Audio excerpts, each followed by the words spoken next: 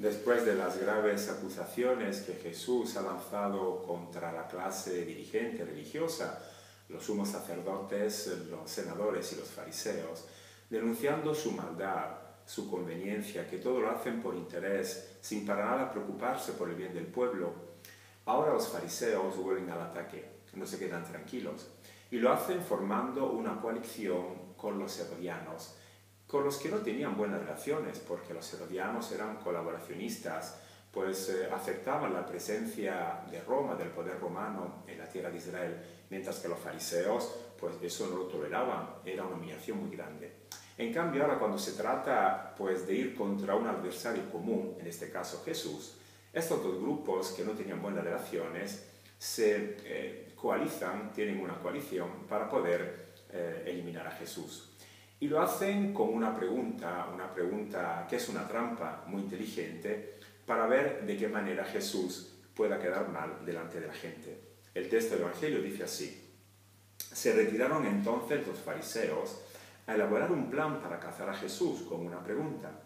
Le enviaron a sus discípulos con unos partidarios de Herodes y le dijeron: Maestro, sabemos que eres sincero y que enseñas el camino de Dios con verdad. Además, no te importa de nadie, porque tú no miras lo que la gente sea. Por eso dinos, ¿qué opinas? ¿Está permitido pagar tributo al César o no?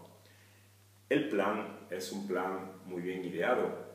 Se trata de poner una pregunta a Jesús, una pregunta en el campo legal, ¿es lícito o no es lícito? Y sobre el tema del tributo, pagar el tributo a Roma. De cualquier manera que Jesús hubiera respondido, habría quedado mal. Porque si Jesús hubiera dicho, pues claro que el tributo hay que pagarlo, para la gente hubiera sido una gran desilusión. Jesús habría perdido pues esa atracción que tenía de ser una persona que buscaba por todos los medios restablecer la justicia y la dignidad de su pueblo, y sobre todo da a entender que el único Señor, la única autoridad que se reconoce es la de Dios, Dios Padre. En cambio, si Jesús hubiera dicho, pues no hay que pagar este tributo porque es un abuso, es una humillación para el pueblo, pues ya se encargaban los herodianos de echarle mano y de quitarlo de en medio, encarcelarlo como un subversivo, un rebelde o agitador político contra Roma. Jesús no se deja atrapar por sus adversarios, tampoco se deja coger por sus adulaciones: maestro, sabemos que eres sincero, que no miras lo que la gente sea, etcétera, etcétera. Sino que ataca con más fuerza a estos fariseos llamándolos hipócritas, falsos. Se esconden detrás de una máscara demostrando su interés hacia Jesús, cuando en el fondo lo que les interesa solamente es quitárselo de en medio, poderlo eliminar o cazarlo, como dice el evangelista. Por eso el Señor, sin responder a la pregunta, les pide que les enseñe la moneda del tributo. Ellos le ofrecieron un denario y él les preguntó: ¿de quién son esta efigie y esta leyenda? Le respondieron: del César. Entonces le replicó: pues lo que es del César, devolvérselo al César, y lo que es de Dios, a Dios. Jesús les pide a estos discípulos de los fariseos que les enseñen una moneda con la que se pagaba el tributo.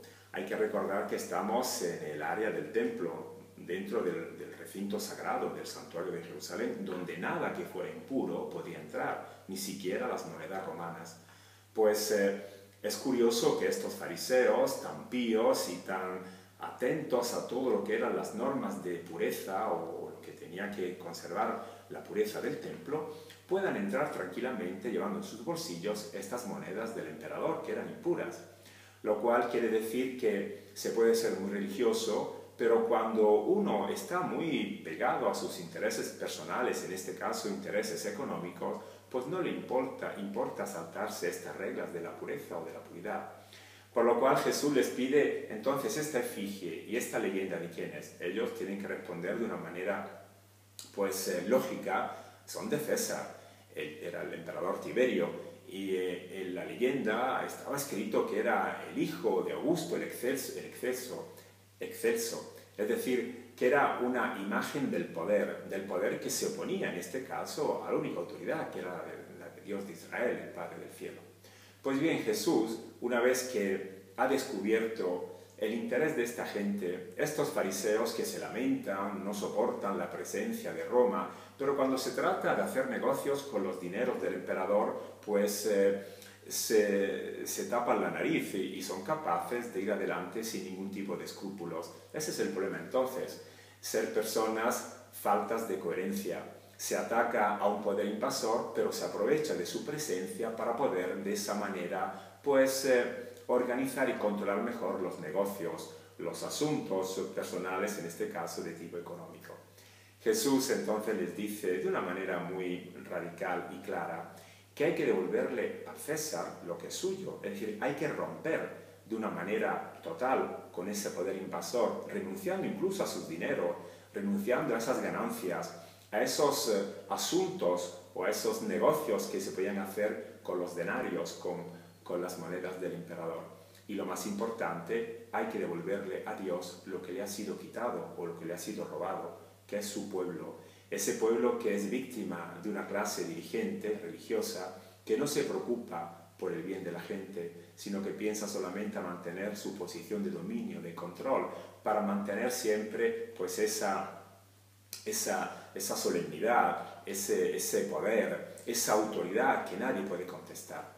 Devolver a Dios lo que es de Dios significa trabajar por una sociedad donde nadie sea privado de su dignidad y donde Dios pueda ser el Padre de todas sus criaturas.